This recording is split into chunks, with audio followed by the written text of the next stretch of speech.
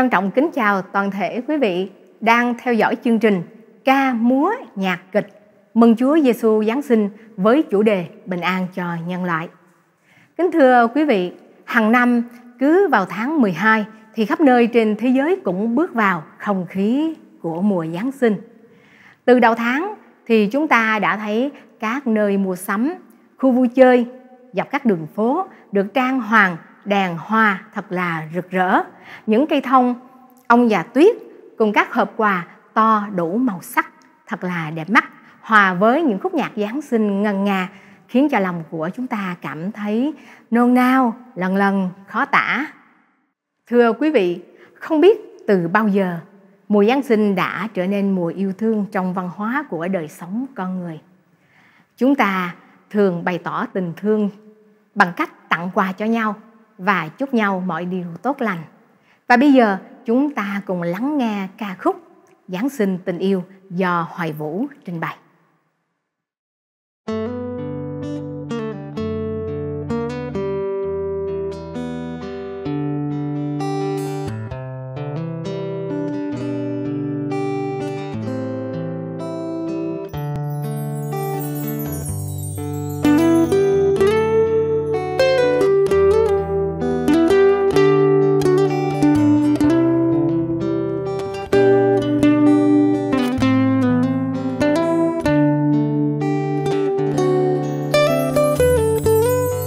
Dàn mây xanh nhẹ trôi lững lờ, chiều dâng buông xé vào cơn gió lạnh, nhanh thầm lặng chào mùa Giáng sinh vừa mới đến.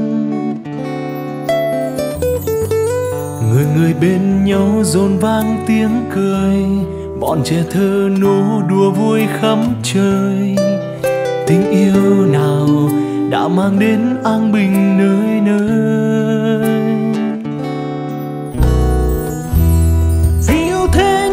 Chúa đến nơi chốn ô nhớ chân sáng này, tại nơi gỗ thờ đông đinh chiều trên đau thương Ngài mang nặng tình yêu Giêsu như đại dương mênh mông.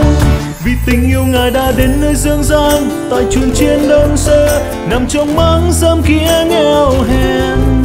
Lìa xa ngôi cao san Chúa xuống dương gian, chiều đau đớn trên Gô-gô-tha. Nào cùng hãy đến bên Giêsu, nhận tình yêu nơi Cha, nguồn ơn phước Chúa mãi tuôn tràn. Giêsu luôn trong mong, giang tay yêu thương, chờ bạn đến trong nơi thánh Ngài, ban tình yêu thương.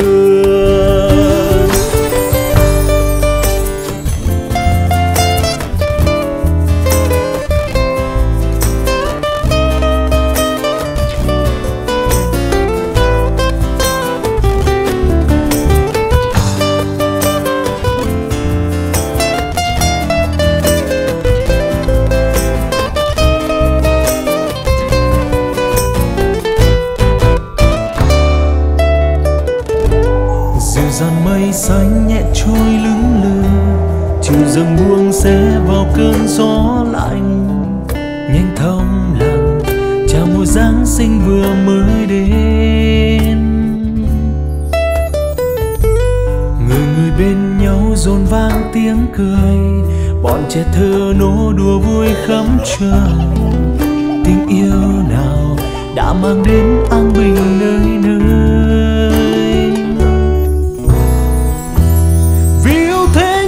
Chúa đến nơi chốn ô nhớ chân sáng này, tại nơi gỗ thờ đông đinh chiều trên đau thương Ngài mang nặng tình yêu Giêsu như đại dương mênh mông. Vì tình yêu Ngài đã đến nơi dương gian, tại chuồng chiên đơn sơ nằm trong máng rơm kia nghèo hèn. Lìa xa ngôi cao san Chúa xuống dương gian, chiều đau đớn trên Gô-gô-tha. Nào cùng hãy đến bên Giêsu, nhận tình yêu nơi Cha, nguồn ơn phước Chúa mãi tuôn tràn. Giêsu luôn trong mong, giang tay yêu thương, chờ bạn đến trong nơi thánh Ngài. Vì tình yêu Ngài đã đến nơi dương gian, tay chuồn chia nương rơ nằm trong máng dẫm kia nghèo hèn. Lìa sang ngôi cao sang Chúa xuống dương gian chiều đau đớn trên Gô-gô-tha. Nào cùng hãy đến bên Giêsu nhận tình yêu nơi Cha, nguồn ơn phước Chúa mãi tuôn tràn. Giêsu luôn trong mong giang tay yêu thương chờ bạn đến trong nơi thánh Ngài. Ban tình yêu thương.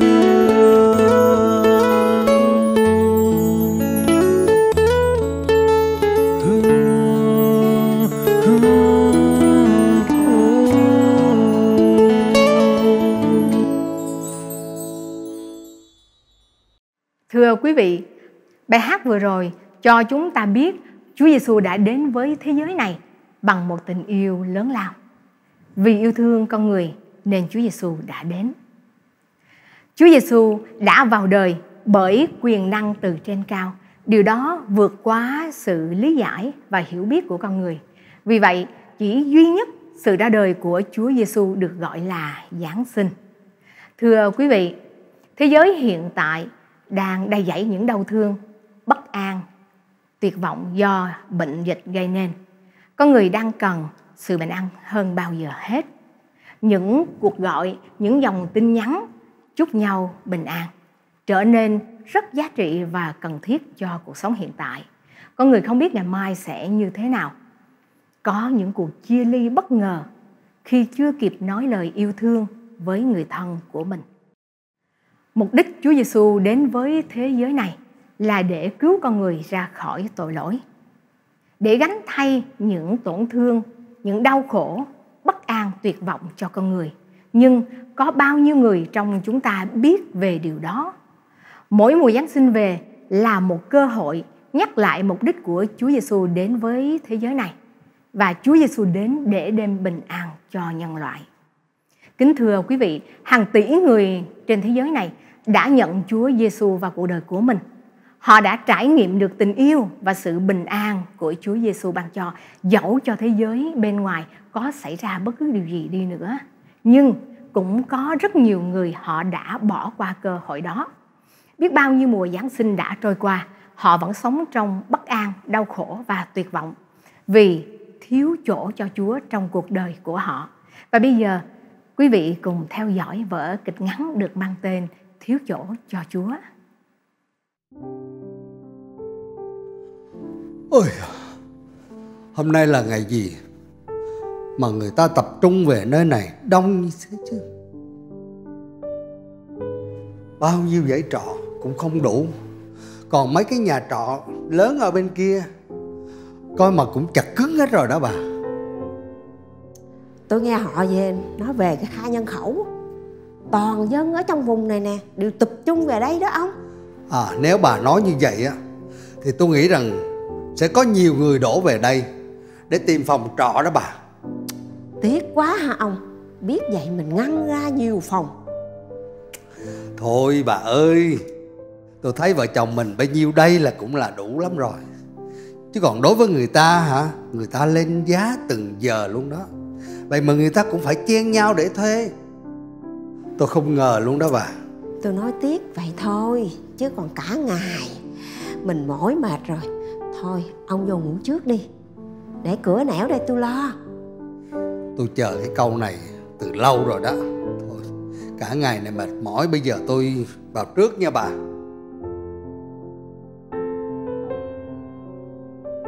Nè ông. Gì đó bà? Cái túi tiền ông đem cất vô cẩn thận đó nghe. Rồi tôi biết rồi, bà yên tâm. Đông người lắm đó. Bà yên tâm, tôi giữ là chắc cú luôn á. Bà ơi. Cái gì đó ông? Bà nhớ treo cái bảng hết phòng lên giùm tôi, để khách người ta khỏi có làm phiền mình đó nha bà. Rồi, ông đi ngủ đi, ông lo quá.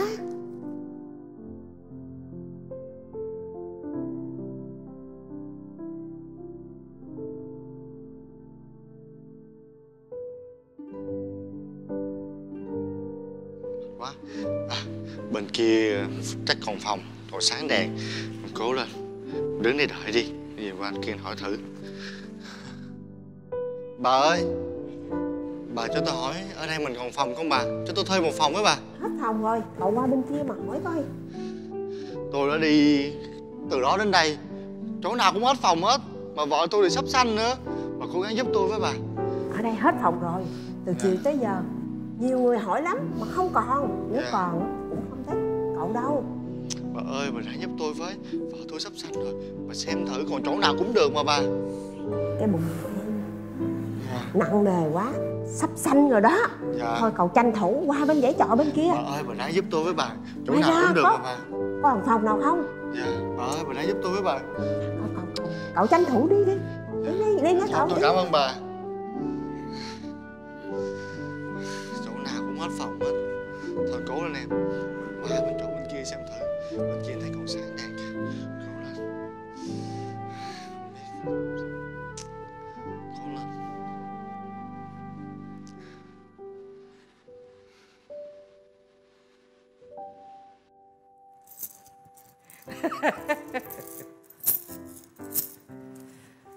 Từ khi ông Caesar Auguste ra lệnh cho tất cả người dân tập trung về thị trấn này để kê khai nhân khẩu, họ kéo về đây nườm nượp. Chuyến này ta tranh thủ hốt bạc.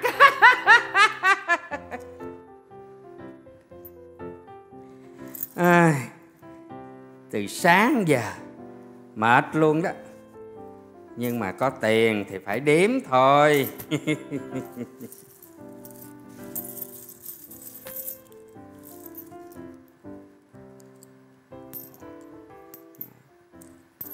Dạ, con chào ông chủ.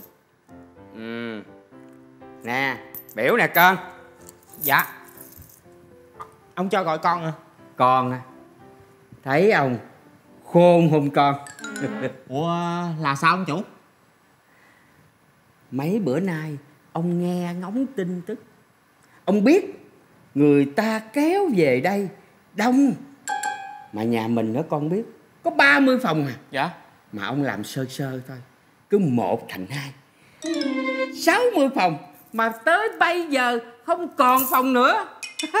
Dạ. Này ông chủ hay thiệt chứ ông chủ. Mà tại sao ông chủ không chịu chỉ cho mấy cái nhà trọ ở bên kia họ biết, để họ cũng làm giống mình? Chứ bây giờ ông chủ thấy không, người thì đông mà không có phòng để ở. Mày khờ quá. Dạy gì mà chỉ cho họ. Con không nghe người ta nói sao? Cho vàng chứ không ai dẫn đàn đi buôn, nghe chưa? Mình phải lo cho chính mình cái đã, biết chưa? Dạ ông chủ. Nãy á có cái cặp vợ chồng kia vào két xù luôn á ông chủ.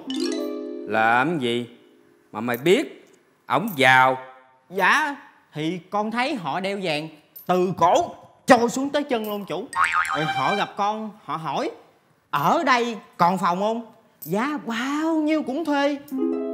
Vậy hả con? Dạ. Mà con dẫn họ vào phòng nghỉ rồi hả con? Được à. Cái thằng này nó giỏi à ta. Dạ ông chủ ơi. Cái gì hả? Con nói hết phòng cho nên họ đi mất tiêu rồi ông chủ. Còn nữa, ông đã nói với con rồi, người nghèo nghèo á thì bỏ qua, nhưng người giàu á thì phải tranh thủ mà hốt bạc nha em con. Mau. Dạ. Mau đi kiếm họ về đây cho ông. Ông cho con biết, ngày hôm nay cả cái thị trấn này không còn cái chỗ nào cho họ được nữa đâu. Nhanh lên. Dạ. Kiếm họ cho được cho ông. Dạ ông chủ đợi con chút. Thằng bởi tức ghê. Mà ông chủ ơi. Cái gì? Con tìm họ về rồi, họ ở đâu ông chủ? Ở phòng ông chứ ở đâu. Ủa rồi vậy ông ở đâu? Ở phòng con. Vậy còn con? Còn con để ông lo, thiếu gì chỗ. Mau đi kiếm họ, dẫn về đây cho. Vậy ông chủ đợi con chút. Thằng này thấy Thấy tiền mà nó cũng không ham nữa hả? Quán này còn sáng đèn, có thể là vẫn còn phòng. Để anh vào anh hỏi thử. Ông ơi! Ông ơi! Ông ơi! Ơi! Đến rồi hả? Dạ quán mình còn phòng không ông? Con ơi! Dẫn khách vào phòng con.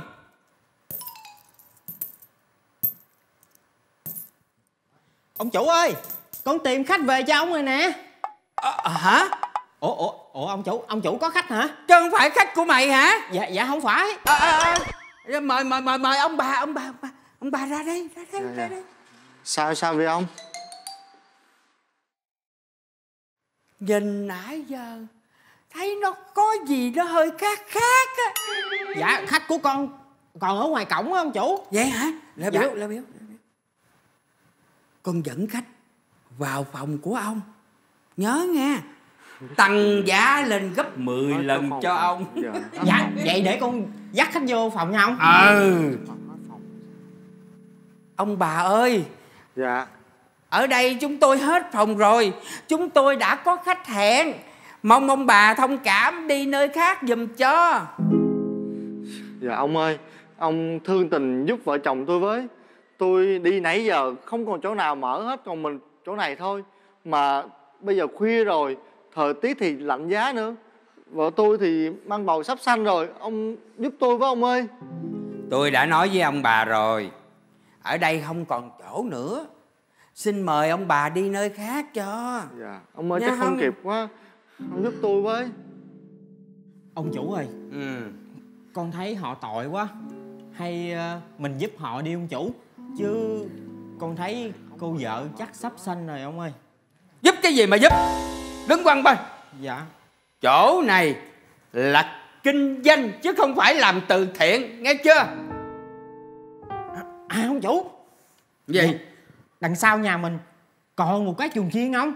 Hay là mình cho họ ở đỡ cái chuồng chiên đi ông chủ? Chuồng chiên? Dạ. Sao mày khôn quá vậy? Mà khôn đột sức nữa. Dạ, khôn Cái cũng bị chuồng đánh nữa. chiên. Ông ơi. Dạ.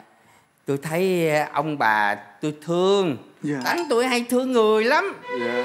Nhà tôi á, phòng thì hết, nhưng chuồng á thì còn. Dạ. Nếu ông bà đồng ý vào chuồng chiên ở, 120 đồng. Được á thì vào. Ông ơi, chuồng chiên mà sao giá cao vậy ông? Tới 120 đồng đúng không? Tôi nói ông nghe, chuồng chiên á thì cũng có cái giá của chuồng chiên. Được á thì ở, không được thì đi nơi khác giùm cho. 120 đồng. Bây giờ thế này, Mệt quá rồi. Thôi đại đi anh ơi. mình đồng ý luôn. Ông ơi, chuồng chiên cũng được. Chúng tôi đồng ý ông ơi. Đồng ý rồi ha. Dạ. Con à, Dạ ông chủ.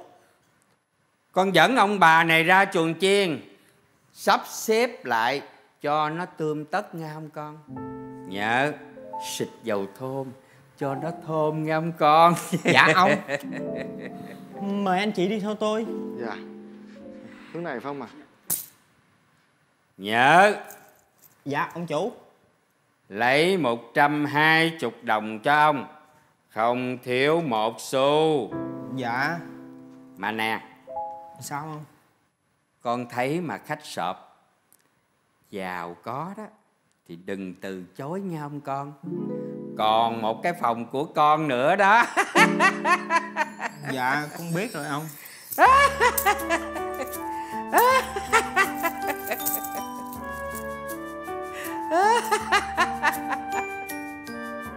Chuồng chiên mà cũng có giá.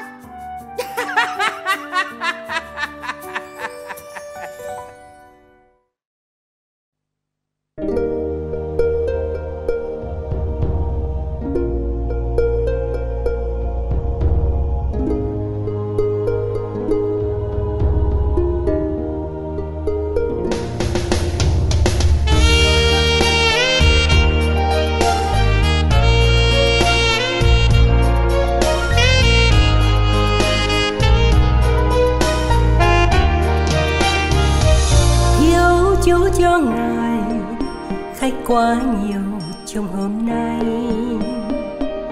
thiếu chỗ cho Ngài, đã quá đông người nơi đây. Mọi người không ai tiếp Chúa, đáng tiếc lắm thay. Trần gian đâu hay, cứu Chúa ra đời đêm nay. Thiếu chỗ cho Ngài, dẫu Chúa là vua muôn vua. Thiếu chỗ cho Ngài, chỉ có nơi chuông chiến giơ. Trần thế nhắm mắt, khép kín con tim, buồn cho thế nhân. Vào đêm Giáng sinh, thiếu chỗ cho Ngài. Khóc chỗ chẳng ai dành lòng yêu Chúa, khắp chốn chẳng ai chiều nhìn xem Chúa. Thế giới đã do tay Ngài dựng nên, ôi nhưng nơi đâu cho Ngài.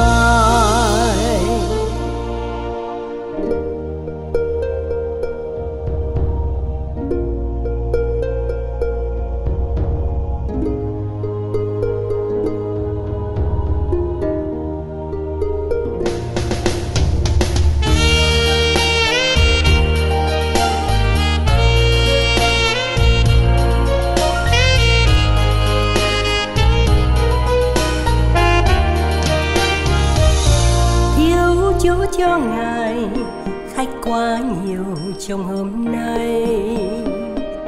Thiếu chỗ cho Ngài, đã quá đông người nơi đây.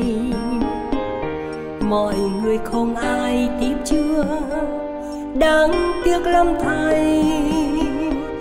Trần gian đâu hay, cứu Chúa ra đời đêm nay. Thiếu chỗ cho Ngài, dẫu Chúa là vua muôn vua. Thiếu chỗ cho Ngài, chỉ có nơi chuông chiến giơ. Trần thế nhắm mắt, khép kín con tim, buồn cho thế nhân. Vào đêm Giáng sinh, thiếu chỗ cho Ngài. Khắp chỗ chẳng ai dành lòng yêu Chúa, khắp chốn chẳng ai chiều nhìn xem Chúa. Thế giới đã do tay Ngài dựng nên, ôi nhưng nơi đâu cho Ngài. Thiếu chỗ cho Ngài, khách quá nhiều trong hôm nay. Thiếu chỗ cho Ngài, đã quá đông người nơi đây. Mọi người không ai tiếp Chúa, đáng tiếc lắm thay. Trần gian đâu hay, cứu Chúa ra đời đêm nay. Thiếu chỗ cho Ngài, dẫu Chúa là vua muôn vua. Thiếu chỗ cho Ngài, chỉ có nơi chuông chiến giơ. Trần thế đã lỡ, đánh mất ơn thiêng. Họ theo ý riêng, lòng luôn tối đen. Chẳng ai hay biết cứu Chúa Giêsu đã đến cho nên. Thiếu chỗ cho Ngài.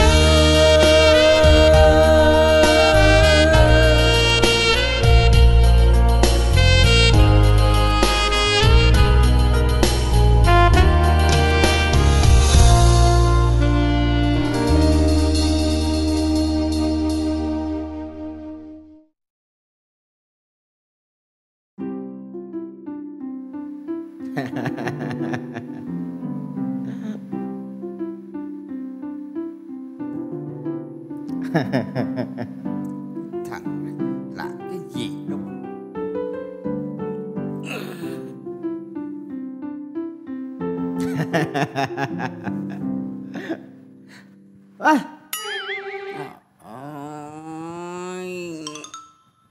Nghe ra coi.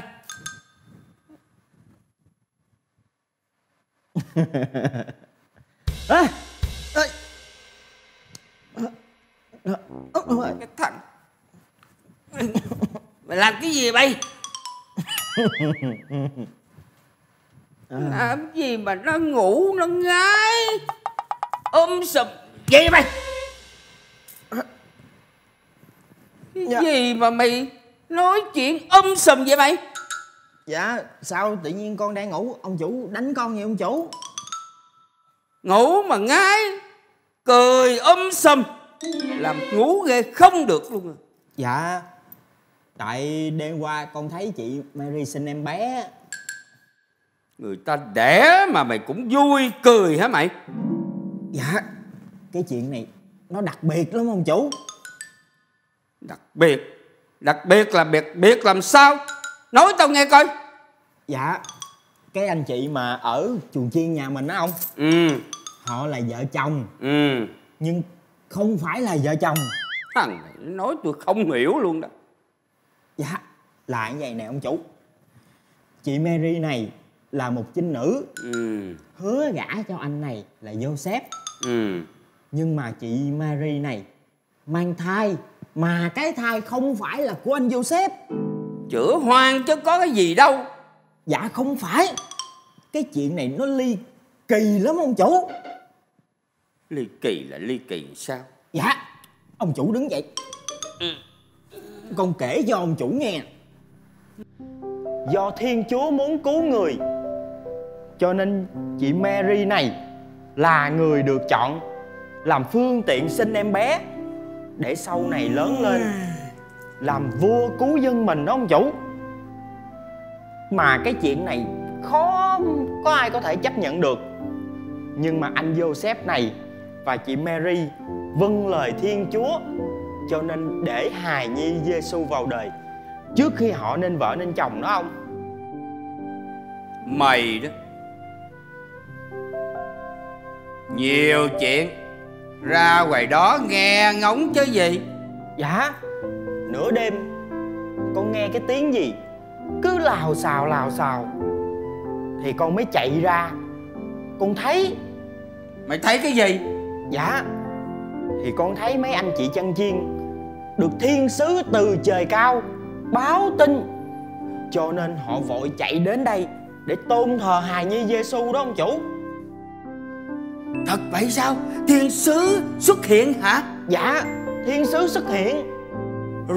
Rồi mấy người chăn chiên còn ở đó không? Dạ chỉ còn một anh ở lại để giúp anh Joseph vài việc. Mà con đi ra mời anh chăn chiên vào đây cho ông hỏi rõ chuyện thiên sứ báo tin là như thế nào. Dạ vậy ông chủ đợi con một chút.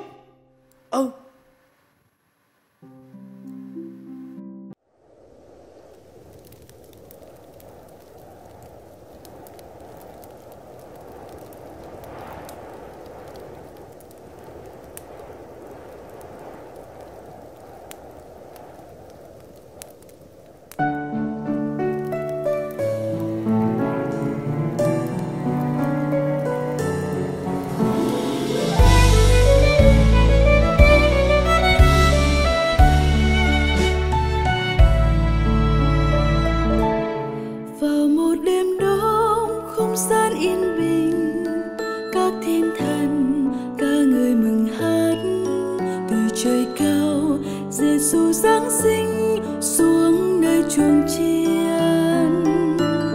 Mục đồng nghe tin kíp đến tôn thờ, thấy con trai trong chuồng lửa tối, quỳ bên chân hài nhi Giêsu chúc tôn Ngài. Giêsu giáng sinh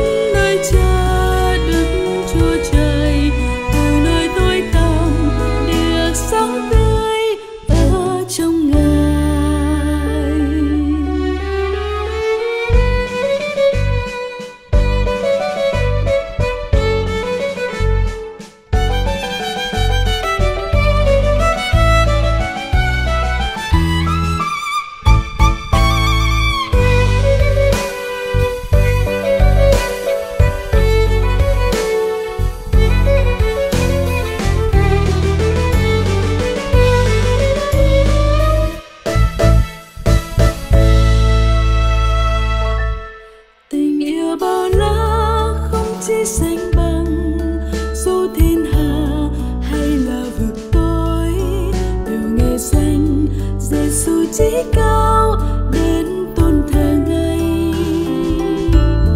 Vì yêu nhân gian chẳng tiếc thân mình, bao ngày vàng vui lòng hạ thế để chờ ai nhận tin Giêsu phước muôn đời. Giêsu giáng sinh đến nhân gian, khiến khổ đau nên vui mừng, là nguồn phước ân Chúa ban cho người khắp nơi. Giêsu yêu thương muôn nhân gian, đến nơi Cha Đức Chúa Trời, từ nơi tối tăm được sáng tươi ở trong Ngài. Giêsu giáng sinh chốn nhân gian, khiến khổ đau nên vui mừng, là nguồn phước ân Chúa ban cho người khắp nơi. Giêsu yêu thương muôn nhân gian, đến nơi Cha Đức Chúa Trời, từ nơi tối tăm đưa sáng tươi ở trong Ngài. Từ nơi tối tăm được sáng tươi ở trong Ngài.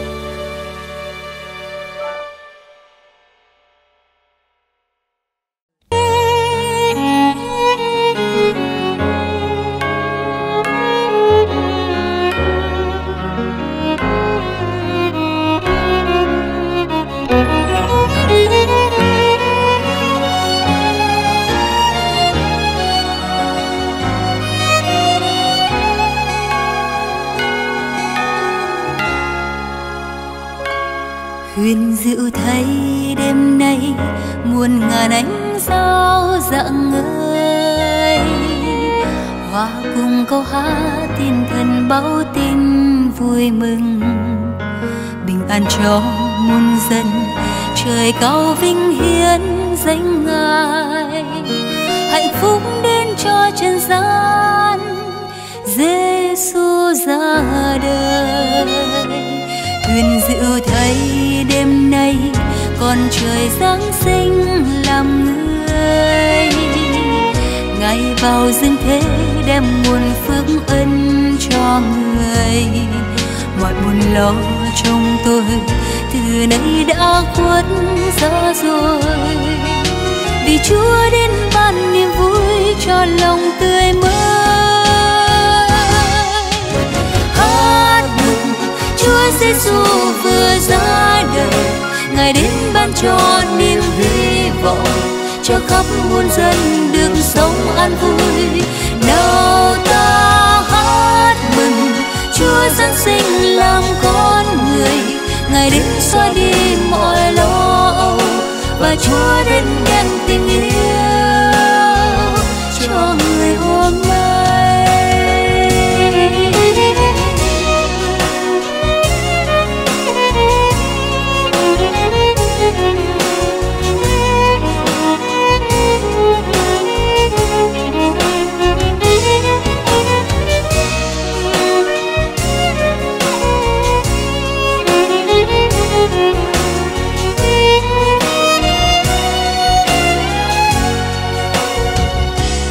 Huyền diệu thấy đêm nay muôn ngàn ánh sao rạng ngời, hòa cùng câu hát thiên thần báo tin vui mừng, bình an cho muôn dân, trời cao vinh hiến danh Ngài, hạnh phúc đến cho trần gian, Giêsu ra đời.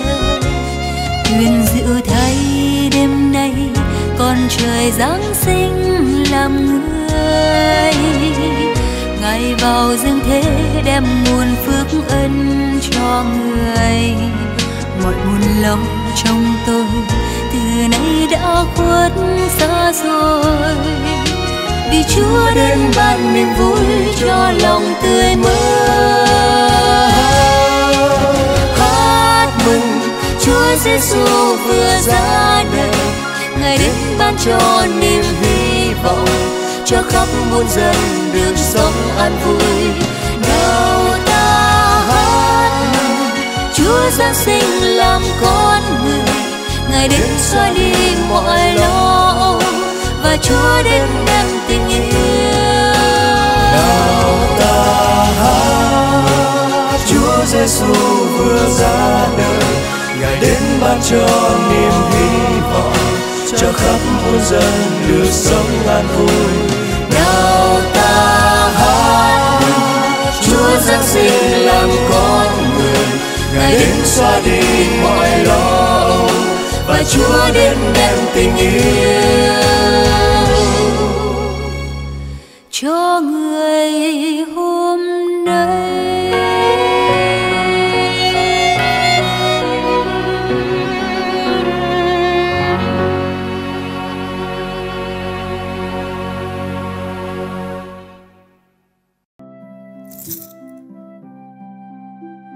Dạ chào ông gọi con có việc gì? Đúng rồi, cho ông hỏi. Hồi khuya tụi con chăn bầy chiên ở ngoài đồng, có phải thiên sứ xuất hiện rồi kể cho ông nghe thiên sứ phán cái gì? Dạ, đang khi chúng con thức đêm canh giữ bầy chiên ngoài đồng, thì bỗng trên bầu trời sáng rực,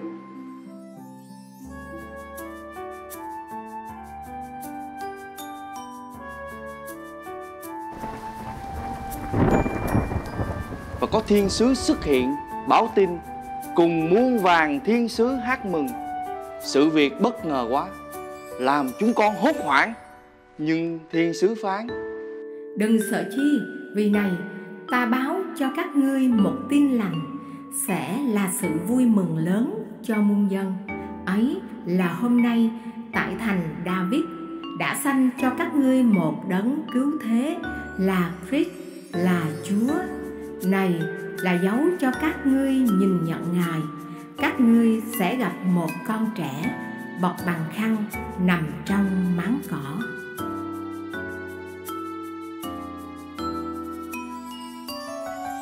Sự việc đó như vậy đó ông. Và chúng con vội vàng đi đến đây và thấy đúng y như lời thiên sứ báo tin. Thật vậy sao? Đấng cứu thế đã đến rồi sao? Những ngày tháng năm qua ta trông chờ Ngài đến, mà bây giờ Ngài đã đến căn nhà của ta, mà ta lại đối xử tàn nhẫn với họ như vậy.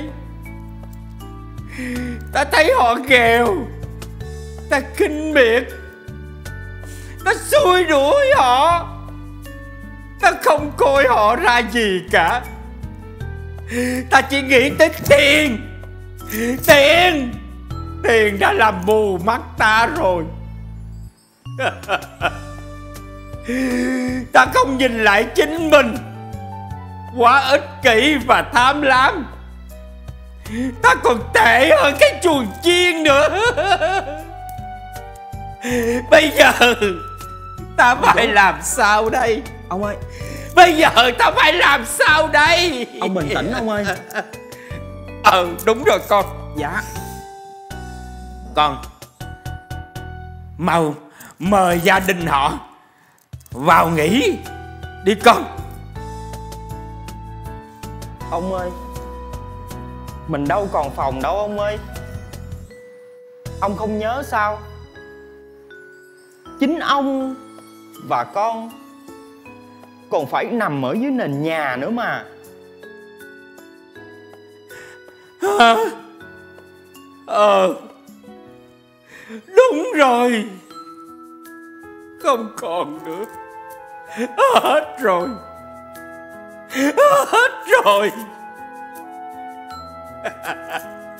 Tiếc quá, tiếc quá.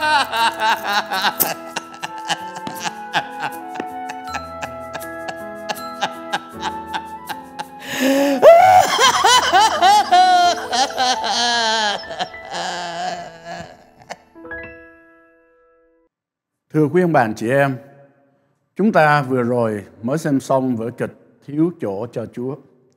Chắc ai nấy trong chúng ta cũng trách móc người chủ quán trọ đã nhẫn tâm không có tình người, cho nên ông đã đánh mất cơ hội đón Chúa Giáng sinh.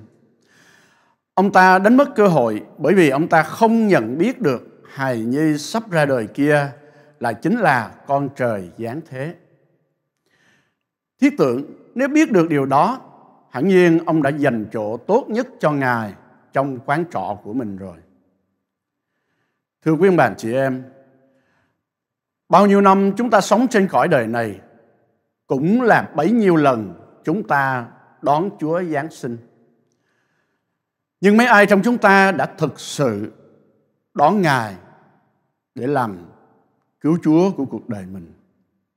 Chúng ta đã đánh mất cơ hội bởi vì chúng ta không thể đón Chúa Giáng sinh được, bởi vì chúng ta không biết Chúa Giêsu là ai và Ngài đã đến dương gian này để làm gì. Thưa quý ông bà chị em, Kinh Thánh cho biết Đức Chúa Trời đã dựng nên cái trái đất tốt đẹp này, rồi Ngài dựng nên mặt trời to lớn kia để sưởi ấm cho trái đất.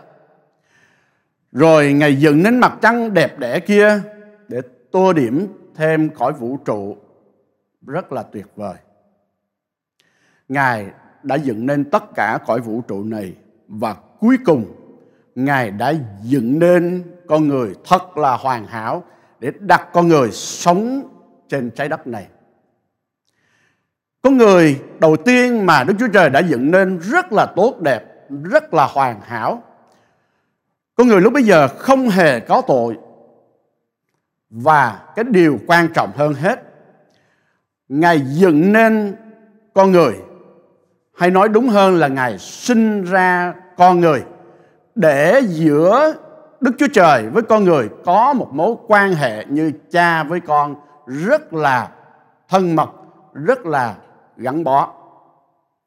Tuy nhiên, quý ông bà chị em biết điều gì đã xảy ra không? Con người lại thích làm theo ý riêng của mình, cho nên con người đã phạm tội với Đức Chúa Trời. Chẳng những con người không thờ phượng Ngài, không tôn kính Ngài, không làm sáng danh Ngài, mà ngược lại, con người đã chống nghịch Ngài, làm biết bao nhiêu những điều tội lỗi. Và kết quả, con người đã phạm tội với Chúa, đã đi trong sự sai trật, và mối quan hệ giữa Đức Chúa Trời với con người bị đổ vỡ. Con người trở nên thù địch với Đức Chúa Trời và luôn sống trong sự bất an, vì lo sợ rằng Đức Chúa Trời sẽ hình phạt. Con người phải đối diện với sự chết đời đời nơi hỏa ngục. Đó là điều kinh khiếp nhất. Cho nên con người luôn có sự bất an thường trực nơi tâm hồn. Con người luôn cố gắng để tìm kiếm sự bình an, nhưng không bao giờ tìm kiếm được. Chính vì vậy mà Kinh Thánh nói rằng mọi người đã phạm tội, thiếu mất sự vinh quang của Đức Chúa Trời và phải bị định tội nơi hỏa ngục. Tuy nhiên, Kinh Thánh cũng cho biết rằng Đức Chúa Trời yêu thương chúng ta đến nỗi Ngài đã ban con Ngài là Chúa Giêsu đến tại trần gian này. Theo quý vị biết, cách đây 2021 năm, Chúa Giêsu là Đức Chúa Trời. Ngài đã trở thành người để đến với thế gian này. Ngay trong đêm Chúa Giêsu Giáng sinh, cũng ngay trong đêm mà người chủ quán trọ nọ đã khước từ để đón sự Giáng sinh của Chúa, thì các thiên sứ ở trên trời đã xuất hiện trên bầu trời, và họ hát mừng rằng: vinh danh Thiên Chúa trên trời, bình an dưới đất, ân ban cho người. Chúa Giêsu, Ngài đã giáng sinh để đem sự bình an đến cho con người. Đó là tin vui cho con người, tin vui cho nhân loại. Và đó là ý nghĩa của sự giáng sinh của Chúa Giêsu. Đó chính là lý do tại sao Chúa Giêsu đến tại trần gian này.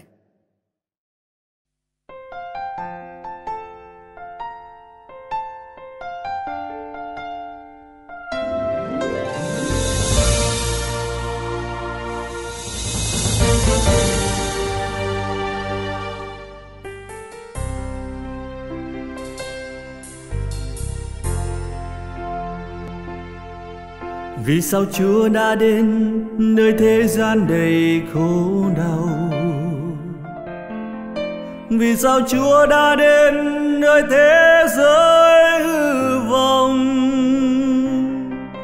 Chung chiến đó Chúa đến làm người và chịu treo trên thập giá kia. Ôi thân Ngài nát tan vì đâu? Vì yêu Chúa đã đến mang lấy bao tội lỗi tôi. Vì yêu Chúa đã đến bôi xóa hết cho anh. Tình yêu Chúa qua đôi nhiệm màu, Chúa ban cho nhân thế. Ôi tình yêu Giêsu thật rộng sâu. Này sao anh vẫn cứ mãi còn khóc than? Này sao anh vẫn cứ mãi còn bất an? Hãy đến bên Cha yêu thương đang chờ đón. Tìm về bên Chúa sẽ thấy lòng thoáng vui. Ngày lau khô hết nước mắt và thứ tha. Đôi mới tâm linh cho anh nguồn sống.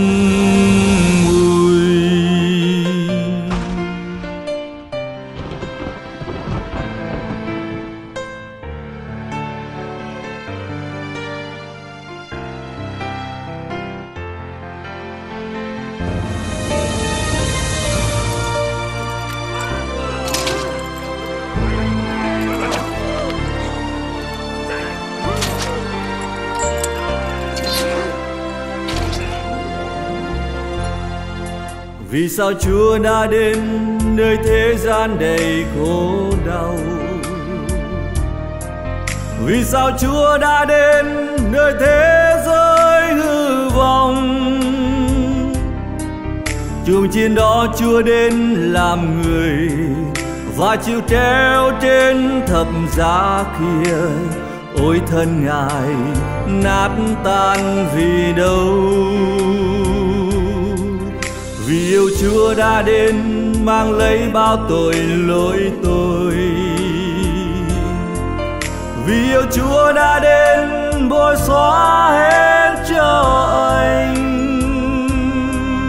Tình yêu Chúa qua đôi nhiệm màu, Chúa ban cho nhân thế. Ôi tình yêu Giêsu thật rộng sâu. Để sao anh vẫn cứ mãi còn khóc than? Để sao anh vẫn cứ mãi còn bất an? Hãy đến bên Cha yêu thương đang chờ đón. Tìm về bên Chúa sẽ thấy lòng thoáng vui. Ngày lau khô hết nước mắt và thứ tha. Đôi mới tâm linh cho anh nguồn sống. Người có tha huyết Chúa đổ ra cho tôi được lành,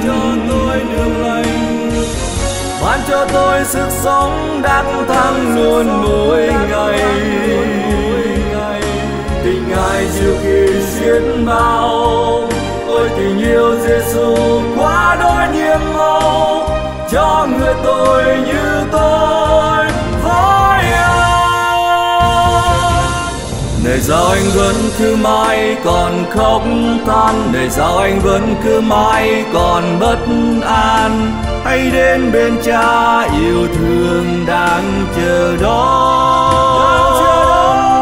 Tìm về bên Chúa sẽ thấy lòng thoáng vui, ngày lao khô hết nước mắt và thứ tha, đôi mới tâm linh cho anh nguồn sống vui, đôi mới tâm linh cho anh nguồn sống vui.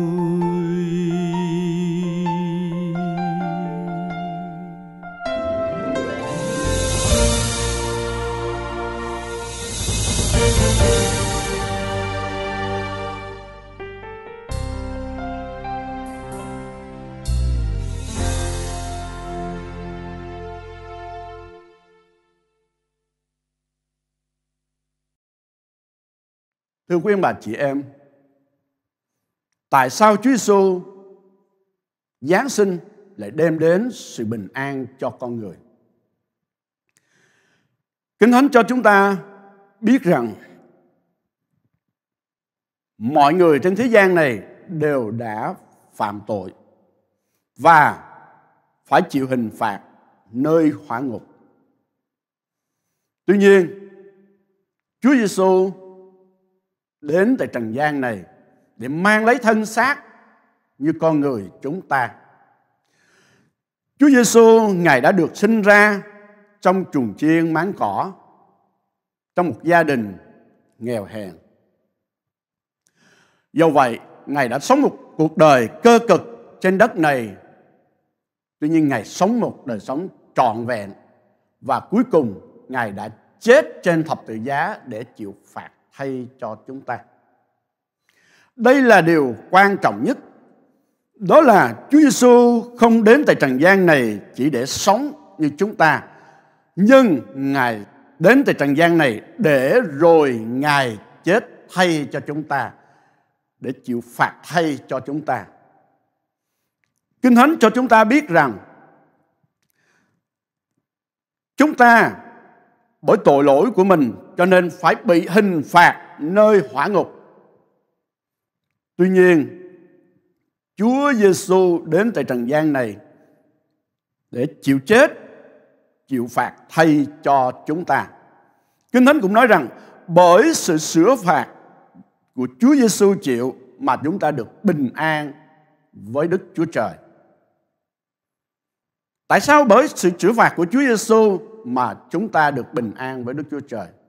Như quý vị biết đó, chúng ta đáng phải bị phạt, thì bây giờ Chúa Giêsu chịu phạt thay cho chúng ta. Quý vị biết không? Tay của Chúa Giêsu đã bị đóng đinh, đổ huyết ra để chịu thế cho những việc làm sai trái của chúng ta. Chân của Chúa Giêsu bị đóng đinh, đổ huyết ra để chịu thay cho những bước chân lầm lạc của chúng ta. Đầu của Chúa Giêsu bị đội vào một mão gai nhọn đâm vào để chịu thế cho những tư tưởng xấu xa của chúng ta. Cuối cùng, người ta lấy một mũi giáo đâm vào hông Ngài và huyết đã đổ ra để chịu thế cho lòng hận thù cay đắng của chúng ta. Ngài chịu tất cả những đòn roi, tất cả những gì, những hình phạt nào mà con người phải chịu, thì Ngài chịu hết cho nhân loại này, cho tất cả mọi người. Cho nên, bởi sự sửa phạt mà Chúa Giêsu đã chịu đó, thì chúng ta được Đức Chúa Trời tha thứ. Ngài tha thứ tội lỗi chúng ta bởi vì Chúa Giêsu đã chịu phạt thay cho chúng ta rồi. Đó là một chân lý rất là quan trọng mà chúng ta cần nhận biết. Bởi sự chết của Chúa Giêsu, chúng ta được sự tha thứ tội và chúng ta được làm hòa lại với Đức Chúa Trời. Chúng ta có được sự bình an với Đức Chúa Trời. Trước đây, chúng ta như là kẻ thù của Đức Chúa Trời. Chúng ta xa lánh Ngài, chạy trốn khỏi Ngài. Chúng ta không bao giờ muốn tìm kiếm Ngài. Tuy nhiên giờ đây, bởi sự chết thay của Chúa Giêsu thì Đức Chúa Trời Ngài tha thứ tội cho chúng ta. Cho nên đây là điều rất là quan trọng và cần thiết mà quý ông bà anh chị em cần phải biết, vì nó rất quan trọng và có ý nghĩa cho cuộc đời của quý vị. Rồi Chúa hứa rằng bất cứ ai hãy tin nhận Chúa Giêsu làm cứu Chúa của cuộc đời mình, tội lỗi của người đó được tha và linh hồn được cứu. Giống như chúng tôi ở đây. Chúng tôi trước kia cũng từng giống như quý vị, đã từng sống trong tội lỗi, sống trong bất an, trong lo sợ. Nhưng cuối cùng chúng tôi biết được Chúa Giêsu bước vào đời này để Ngài đem đến cho chúng tôi sự bình an. Tôi biết điều đó, tôi nhận ra điều đó và tôi đã tiếp nhận Chúa Giêsu làm cứu Chúa của cuộc đời mình. Quý vị biết không, từ đó trở đi tôi không còn phải bối rối vì có tội lỗi mà tôi đã phạm tội với Đức Chúa Trời. Bởi vì tôi tin chắc rằng Chúa Giêsu khi xưa đã chịu phạt thay cho tôi trên thập tự giá rồi. Tôi không còn phải lo sợ về tội lỗi mà tôi đã phạm với Chúa nữa, vì Ngài đã tha thứ cho tôi rồi. Cho nên trong hiện tại tôi rất được bình an. Tôi đã được bình an thực sự, không phải là bình an trước cơn đại dịch hay là trước những sự lo lắng hay trước bất cứ điều gì. Cái đó chỉ là phụ thôi. Nhưng sự bình an với Đức Chúa Trời mới là sự bình an quan trọng nhất. Mới là sự bình an quan trọng nhất. Cho nên chúng tôi đã nhận được sự bình an thực sự đó. Cho nên bây giờ chúng tôi đang sống trên cuộc đời này. Chúa là đấng luôn chăm sóc chúng tôi, gìn giữ đời sống của chúng tôi trước những hoạn nạn, trước những nghịch cảnh. Ngài luôn ở cùng và ban phước cho chúng tôi. Tuy nhiên, nếu phải qua đời thì cái điều quan trọng nhất mà con người mong ước đó là chúng tôi sẽ được về thiên đàng để ở với Ngài mãi mãi. Chúng tôi biết chắc rằng mình không phải bị định tội hay là bị hình phạt nơi hỏa ngục nữa, vì Chúa Giêsu đã chịu phạt thay cho tôi rồi.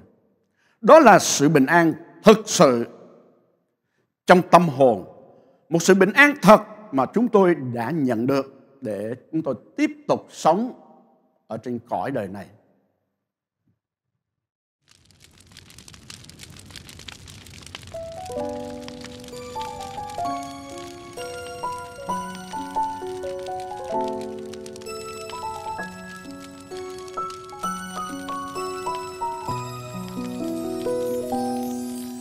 Trời sang đông và gió sẽ từng hồi, đường tâm tôi lòng bối rối lo âu dâng tràn. Ngày dần qua và niềm vui dần tan biến, còn lại đây lòng chán ngán sống để làm chi. Và đêm nay là đêm Chúa chào đời, và là đêm mà đời tôi bỗng nhiên thay đổi. Mọi tội ô buồn đầu Giêsu gánh hết, lòng vui sướng có Giêsu bạn thân tôi.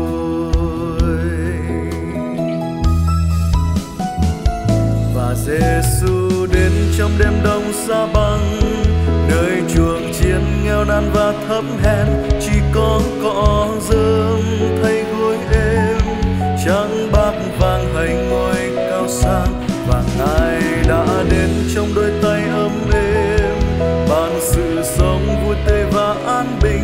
Ngài dẫn dìu qua bao khó nguy, mãi mãi Giêsu luôn bên tôi ban bình an.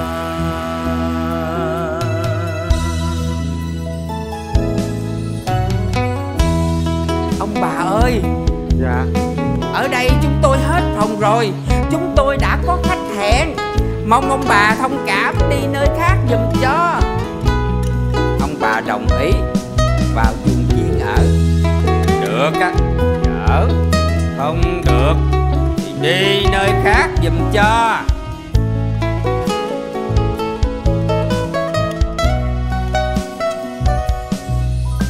Này anh ơi, Giêsu vẫn chờ anh. Lòng cô đơn thì sẽ có Giêsu làm bạn. Mọi vui thú trần gian chẳng còn mãi mãi, mà chỉ có tình yêu Chúa mãi không hề phai. Và đêm nay là đêm Chúa chào đời. Ngài yêu tôi và yêu anh, yêu luôn mọi người.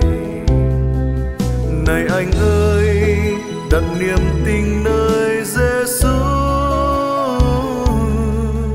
Ngài giáng thế bởi yêu anh và tôi.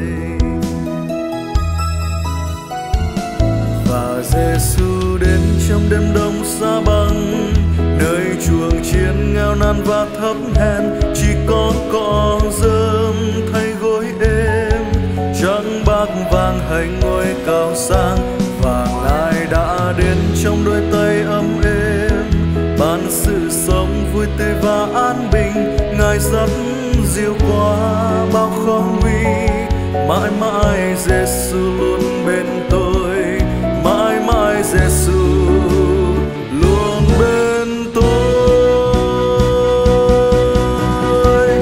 Chúa phán hứa sẽ không bao giờ bỏ tôi một mình. Mọi tội lỗi Giêsu chịu thay. Dù nghèo hèn hay sáng giàu, dù đẹp hay xấu xa, dù khờ dại hay khéo léo, Giêsu đợi chờ anh tha thiết.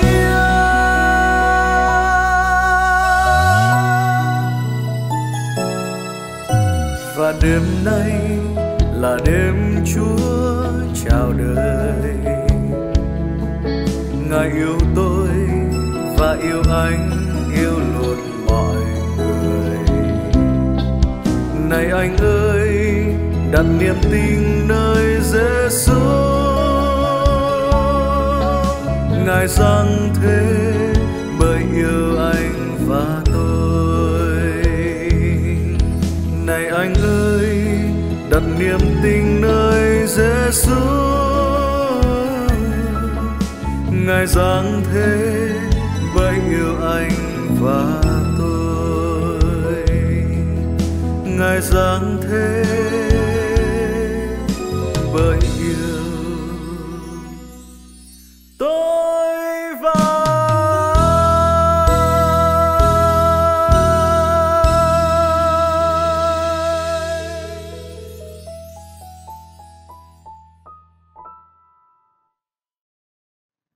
Thưa quý ông bà chị em, mùa Giáng sinh một lần nữa lại trở về.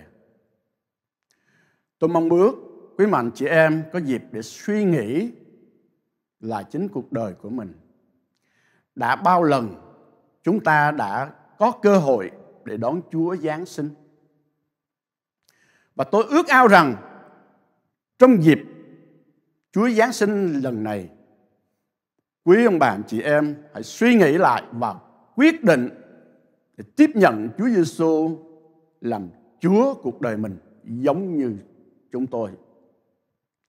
Chúa Giêsu đã giáng sinh để đem đến cho chúng ta sự bình an.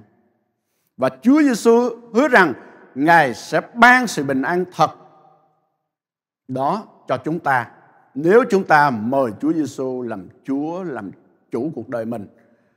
Và chúng ta sẽ có được một đời sống phong phú, sung mãn trong mối quan hệ với Ngài. Nếu quý ông bà chị em muốn tiếp nhận Chúa Giêsu để làm cứu Chúa của cuộc đời mình, thì tôi có thể hướng dẫn ông bà chị em với đôi lời cầu nguyện để mời Chúa Giêsu bước vào đời sống của mình như sau. Thưa Chúa Giêsu kính yêu,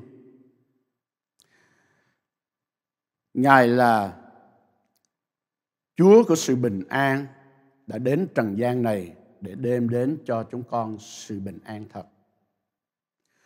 Hôm nay con nhận biết mình là người có tội. Con xin ăn năn tội lỗi của mình và xin Chúa tha thứ. Con xin mời Chúa Cứu Thế Giêsu bước vào lòng con, làm Chúa, làm chủ cuộc đời con. Xin ban cho con sự bình an thật nơi tâm hồn và giúp con sống với mối quan hệ mới với Ngài. Nhân danh Chúa Cứu Thế Giêsu. Amen.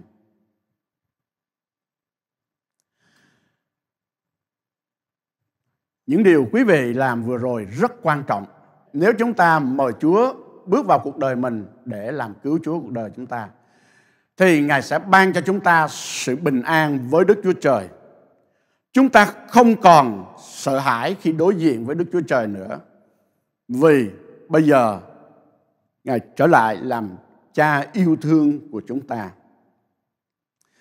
Chúng ta không còn phải sợ chết nữa, vì nếu phải qua đời thì chúng ta sẽ chắc chắn được về thiên đàng để ở với Ngài mãi mãi.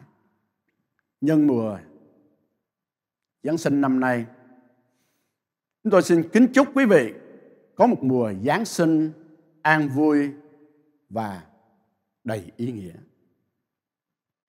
Thưa quý vị, Chúa Giêsu đã Giáng sinh cách đây 2021 năm.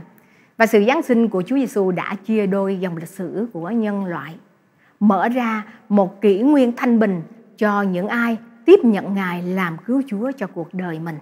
Thưa quý vị, nếu quý vị đang đối diện với những bất an, đau khổ, tuyệt vọng, thì quý vị hãy kêu xin rằng: Chúa Giêsu ơi, xin cứu con. Thì chính Chúa Giêsu sẽ đến giải cứu quý vị. Vì hễ ai tin nhận Chúa Giêsu thì Ngài ban cho quyền phép để trở nên con của Thiên Chúa, được sống trong bình an và hy vọng. Bây giờ chúng ta cùng lắng nghe tiếng hát của Thị Trinh qua bài hát Tình Yêu Vĩnh An.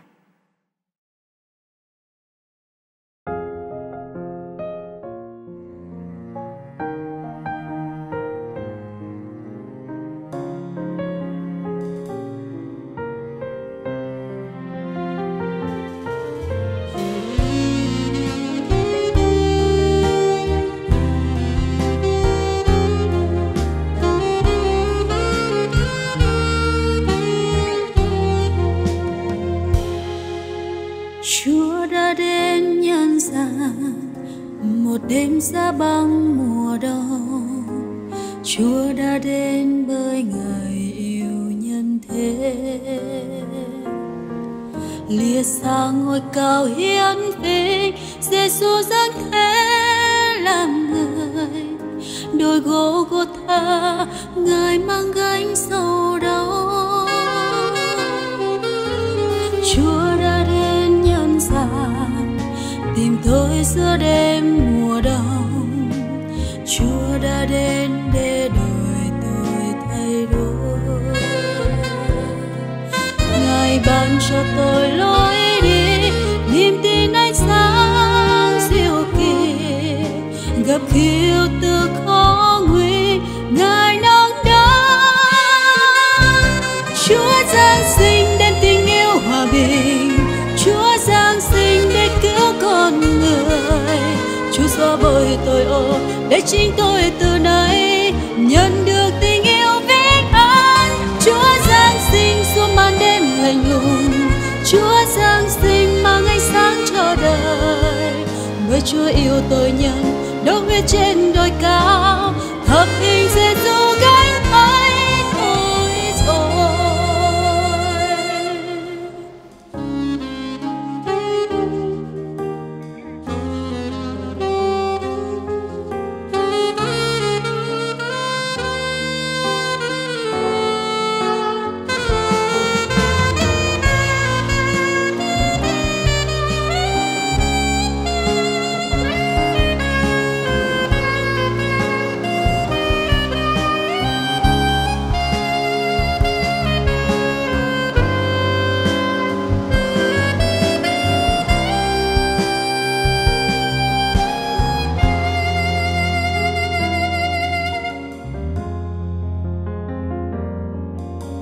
Chúa đã đến nhân gian tìm tôi giữa đêm mùa đông. Chúa đã đến để đời tôi thay đổi. Ngài ban cho tôi lối đi, niềm tin ánh sáng diệu kỳ. Gặp khi yêu thương khó nguy, Ngài nắng đón. Chúa Giáng sinh đem tình yêu hòa bình, Chúa Giáng sinh để cứu con người. Chúa xóa bồi tội ô để chính tôi từ nay nhận được tình yêu vĩnh an. Chúa Giáng sinh xuống màn đêm lạnh lùng, Chúa Giáng sinh mang ánh sáng cho đời. Bởi Chúa yêu tôi nhân đổ huyết trên đồi cao, thập hình Giê-xu gánh ấy ôi rồi. Giê-xu đã giáng sinh, Ngài là nguồn phước lớn cho ai nhận tình nơi Giê-xu, bao đau thương tan biến. Chúa Giáng sinh đem tình yêu hòa bình, Chúa Giáng sinh để cứu con người. Chúa xóa bồi tội ô để chính tôi từ nay nhận được tình yêu vĩnh an. Chúa Giáng sinh xuống màn đêm lạnh lùng, Chúa Giáng sinh mang ánh sáng cho đời. Bởi Chúa yêu tôi nhân đổ huyết trên đồi cao, thập hình Giê-xu gánh ấy tôi rồi.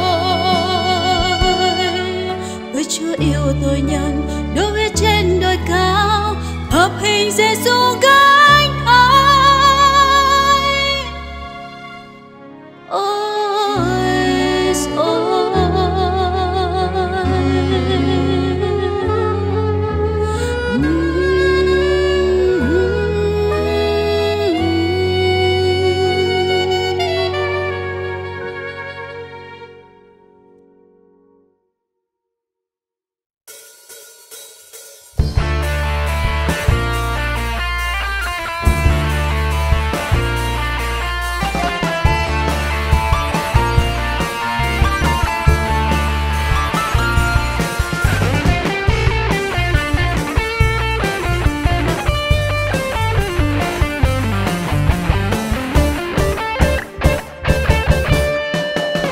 Đêm không trăng đêm thanh vắng soi chiếu một vì sao, đồng bên trong đêm thanh soi sáng một hài nhi. Ấy Giê-xu cứu Chúa con trời hạ sinh. Không trăng đêm không nơi gối giữa chốn trần gian, Giê-xu vui mang lấy kiếp người lầm than. Bởi yêu thương Ngài có tiên tri người ơi, vì loài người Giê-xu giáng thế, gánh lấy hết bao tối tăm người con. Ngài đem đến ánh sáng hy vọng cho muôn người, chiếu xa tâm hồn đã vỡ tan. Hầu cho ai tin đến danh Ngài luôn vững an, được sống thỏa vui trong nhà Cha muôn đời. Phước an tuôn tràn khi Chúa giáng sinh vô lòng. đây thân nhỏ bé đâu đáng gì Ngài ơi, mong Cha thương nâng đỡ mỗi bước đường đời con, giúp con luôn vui sống trong Ngài từ nay. Trong đêm hân hoan đêm thánh con ước được Ngài ban, thêm ơn Cha trên mỗi phút trong suốt cuộc đời con, bước theo Ngài và hiến dâng tâm hồn con. Vì là người Giêsu giáng thế, gánh lấy hết bao tối tăm đời con, Ngài đem đến ánh sáng hy vọng cho muôn người, chiếu soi tâm hồn đang vỡ tan. Hầu cho ai tin đến danh Ngài luôn vững an, được sống thỏa vui trong nhà Cha muôn đời, phước ân tuôn tràn khi Chúa giáng sinh vô lậu.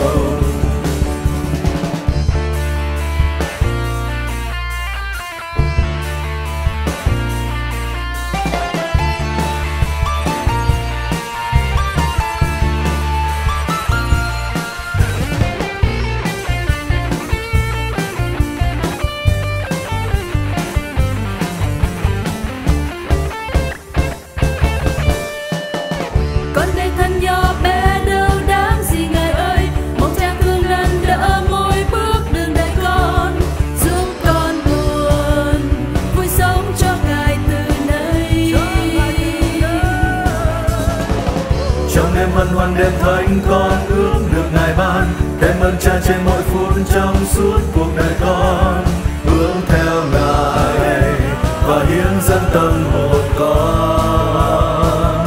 Vì là người Giêsu giáng thế, gánh lấy hết bao tối tăm đời con, Ngài đem đến ánh sáng hy vọng cho muôn người, chiếu soi tâm hồn đã vỡ tan.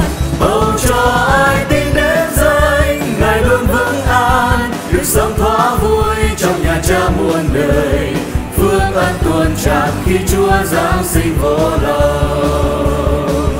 Hầu cho ai tin đến danh Ngài luôn vững an, được sống thỏa vui trong nhà Cha muôn đời, phước ân tuôn tràn khi Chúa giáng sinh vô lậu. Phước ân tuôn tràn khi Chúa giáng sinh vô lậu.